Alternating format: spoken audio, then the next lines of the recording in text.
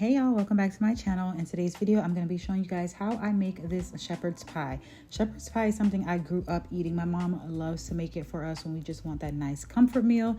So I want to show you guys how I make it. Now you guys can see the ingredients listed on the screen. All you need is corn, your favorite vegetables. I usually do peas and carrots, a little bit of onions and peppers, ground meat. This time I'm using ground turkey because, you know, we're trying to stay healthy around here, and some potatoes for the mashed potatoes. So you're going to start off by peeling and dicing your potatoes, boiling them. I like to dice them really small so that they can boil faster and cook through faster.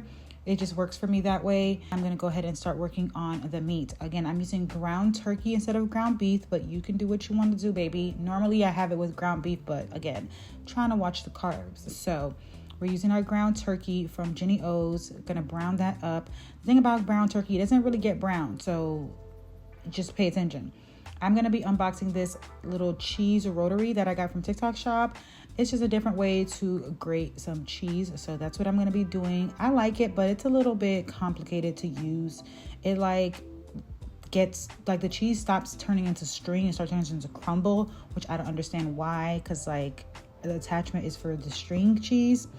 I don't know, but I'm gonna still use it when I need my cheese grated. All right, so then moving back to the meat, I added 1 spoon of tomato paste to get it some color and that flavor, and then we're just gonna add in our seasoning. Y'all season how y'all like it. I use salt, pepper, paprika, cayenne, garlic, onion, white powder or white pepper, all the things. Use whatever you want, and chicken bouillon.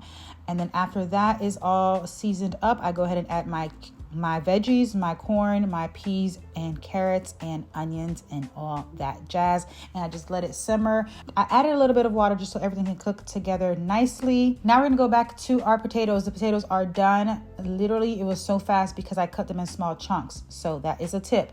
I'm gonna just do it up how I want to based off of what is in my fridge. I did not go particularly shopping for this, so I'm using a little bit of everything.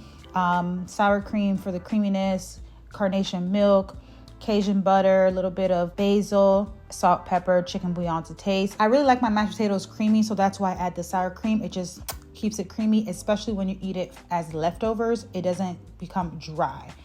All right, so now it is time to assemble. So you're gonna get your baking dish. You're gonna get all the meat down at the bottom and flatten it as flat as you can. And then we're gonna add a little bit of cheese. I had extra cheese left from grating, so I'm like, let me just use it because it's not all gonna fit on top. I put cheese on the middle layer. You don't have to, but I had too much cheese left over. And then we're gonna add the mashed potatoes on top and smooth it out flat.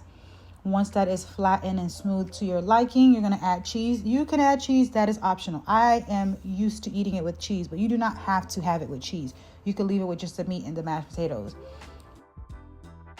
So once that is done, I'm gonna go ahead and cover it and put it in the oven at 375 for 25 minutes, if I'm not mistaken. It didn't have to go that long, but I just wanted it to really just melt and become like that comfort food feel. And I feel like when you leave things in the oven just a little bit, that's what gives it the comfort feel, okay? So from then on, I took the foil off and I went and broiled the top just a little bit for some color. Not too long. I think it was like maybe 5 minutes of broiling time.